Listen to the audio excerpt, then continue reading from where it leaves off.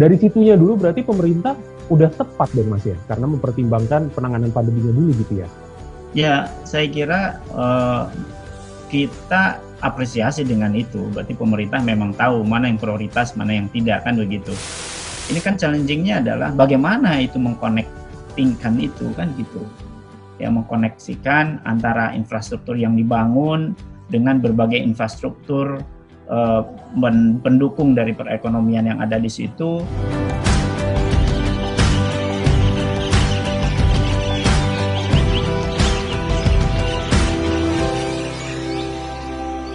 Selamat siang, Mas Rizal Taufikur Rahman, peneliti dari Indef sudah bergabung bersama kami di 30 menit antara.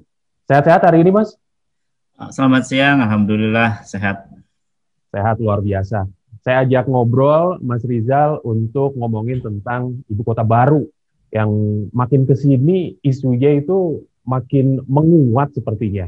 Tapi kemarin saya sempat wawancara khusus dengan Pak Suharto Monoarfa, Menteri PPN Bappenas begitu ya. Beliau justru bilangnya ini seolah-olah seperti masih wait and see, masih menunggu kepastian, utamanya terkait dengan penanganan pandeminya ini minimal 70% itu kalau kemarin kalkulasinya September Oktober lah, itu baru go or no go-nya sekitar bulan-bulan itu untuk herd immunity dan segala macam. Saya ingin tanya di poin ini dulu. Pemerintah punya kebijakan seperti itu nggak langsung menentukan, oh ini langsung jalan begitu. Seorang Mas Rizal Taufikur Rahman dari peneliti Indef begitu, melihatnya seperti apa? Iya, Bappenas kan memang dari tahun 2019 saya kira ya, pada saat diputuskan oleh Pak Presiden terkait dengan pemindahan ibu kota ini, kemudian menyusun satu roadmap saya kira ya, dan roadmap ini memang di tahun 2021 itu groundbreaking-nya, kemudian juga pembangunan berbagai infrastruktur gitu, infrastruktur dasar. Nah, terkait dengan tadi yang disampaikan, memang IKN ini dari aspek ekonomi gitu ya, dari aspek ekonomi dulu tidak memberikan dampak yang cukup signifikan ya dalam mendongkrak pertumbuhan ekonomi ya, karena kita tahu IKN ke Kalimantan Timur itu bukan memindahkan atau bukan membuat satu kawasan industri yang mendorong untuk meningkatkan nilai tambah dalam konteks ekonomi gitu, tapi memindahkan layanan publik negara ke Kalimantan Timur yang tentu saja akan sangat berbeda apabila kalau membuat satu kawasan industri besar dan itu memberikan dampak ya terhadap perekonomian di wilayah sendiri ya, di provinsi, kemudian di pulau maupun di nasional. Nah, terkait dengan implementasinya atau realisasinya, memang di roadmap itu tahun ini bukan harus ya, yang saya dapatkan dari Bappenas itu tahun ini memang harus ada groundbreaking, kemudian juga membangun berbagai fasilitas dasar, misalnya pembangunan infrastruktur dasar ya. Saya kalau ada mungkin ada revisi ya, tapi yang saya dapatkan hingga saat ini mengenai bangunan fungsi utama ya, ruang terbuka hijau, pengembangan kawasan, kegiatan clean industry-nya, di sini memang ada clean industry, tapi memang lebih ke infrastrukturnya, kemudian pembangkit dan jaringan listrik. Nah, lagi-lagi memang kalau kemudian mengikuti timeline ini, nampaknya kan dibuat di tahun 2019 yang tidak pernah diprediksi akan terjadi pandemi, kan begitu. Betul. Nah, akan sangat bijak gitu, dan saya kira sangat tepat manakala kebijakan pemindahan ibu kota yang notabene mengikuti timeline ini akan sangat bijak kalau itu ditinjau ulang ya, apalagi kondisi sekarang memang sedang dalam kondisi pandemi dan lebih fokus kepada permasalahan pandemi dan juga penyelesaian recovery pertumbuhan ekonomi kita gitu. Harusnya fokus ke situ. Oke.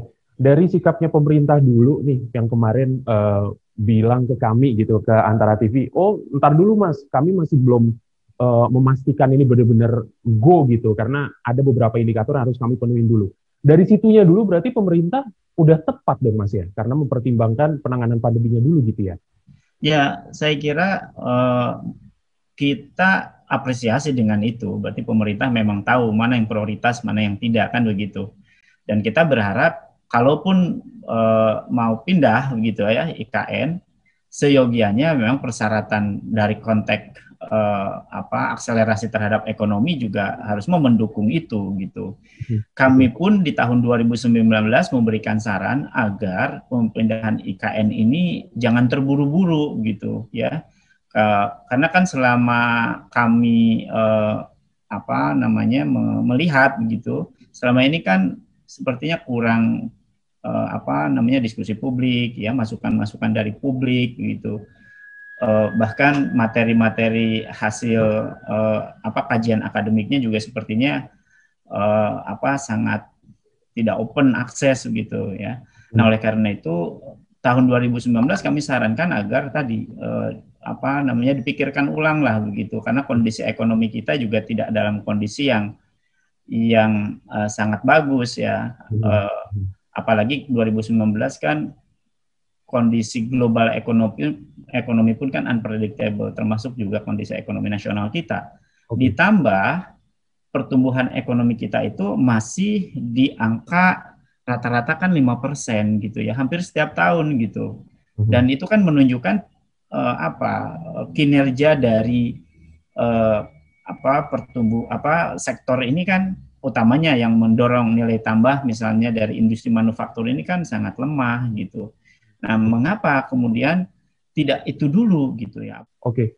Konsen ke yang tadi Mas Rizal juga sempat sampaikan, kontribusinya sebenarnya kecil gitu. Saya ingin spesifik berbicara tentang kontribusi ini. Seberapa kecil dan konkret dari kontribusi menurut penelitian Indef tentunya ya, itu apa saja sebenarnya? Iya, terhadap indikator makroekonomi saja misalnya, pembentukan gross domestic product real atau pertumbuhan ekonomi kita kecil sekali, 0,02%. Ya, 0,02%. Dan ini juga tidak jauh berbeda dengan hasil kajian di Bappenas gitu ya. Nanti monggo silakan dicek gitu ya.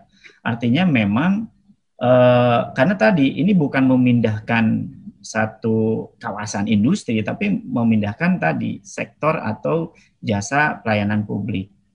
Dan lagi-lagi banyak impact yang akan terpengaruh, misalnya impact terhadap pertumbuhan atau PDRB misalnya ya, PDRB di level provinsi yang akan mendapatkan withdraw gitu ya, profit atau juga pertumbuhan yang sangat baik itu ya provinsi-provinsi yang ada di sana gitu ya, provinsi yang ada di Pulau Kalimantan. Kemudian yang terdekat mungkin Sulawesi ya, seperti halnya Sulawesi Selatan gitu.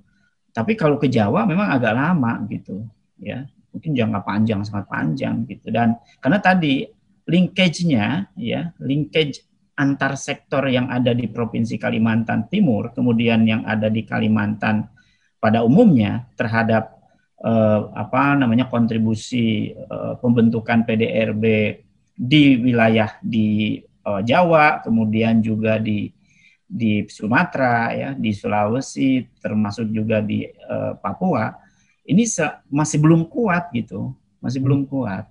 Itulah yang kemudian menyebabkan mengapa kontribusi terhadap dampak terhadap pertumbuhan ekonomi sangat kecil. Seandainya memang nanti benar-benar jalan, Mas Rizal dan juga Indef tentunya itu pasti punya perhatian-perhatian tertentu yang ingin saya tanyakan persisnya adalah yang harus diperhatikan poin-poinnya ketika memang ini benar-benar jalan nih tahun ini gitu. Menurut kacamata Mas Rizal sebagai peneliti Indef seperti apa? Ya, kalaupun katakanlah ini go dan ini berjalan tadi, butuh effort yang sangat besar bagi pemerintah gitu ya, karena konsentrasi pemerintah memang akhirnya ke situ. Padahal kita itu dalam kondisi pandemi efek begitu ya, kemudian juga recovery ekonomi kita juga masih belum tinggi gitu, bahkan equilibriumnya tidak mendekati dengan equilibrium sebelum pandemi. Bahkan kalau di triwulan keempat ya di tahun 2020 saja misalnya, kita kan masih terkontraksi minus 2,19% kan, dan itu di jauh dari prediksi pemerintah sebelumnya ya, dan ini kan tentu saja harus kita pikirkan gitu, karena kalau kita bicara misalnya pindah ibu kota diharapkan mampu mendorong pertumbuhan ekonomi, ini kan challenging-nya adalah bagaimana itu mengkonektingkan itu kan gitu ya, mengkoneksikan antara infrastruktur yang dibangun dengan berbagai infrastruktur pendukung dari perekonomian yang ada di situ, kemudian bagaimana juga terhadap sektor-sektor ekonomi ya yang akan dibangun di sana, karena di sana kan juga sangat terbatas, tidak seperti resources yang ada di Jawa kan begitu ya. Terima kasih sekali Mas Rizal, peneliti dari Indef, sama sudah bergabung bersama kami di 30 menit antara. Saya akhiri sampai di sini. Makasih. Selamat siang, sehat-sehat Mas. Selamat siang, terima kasih banyak.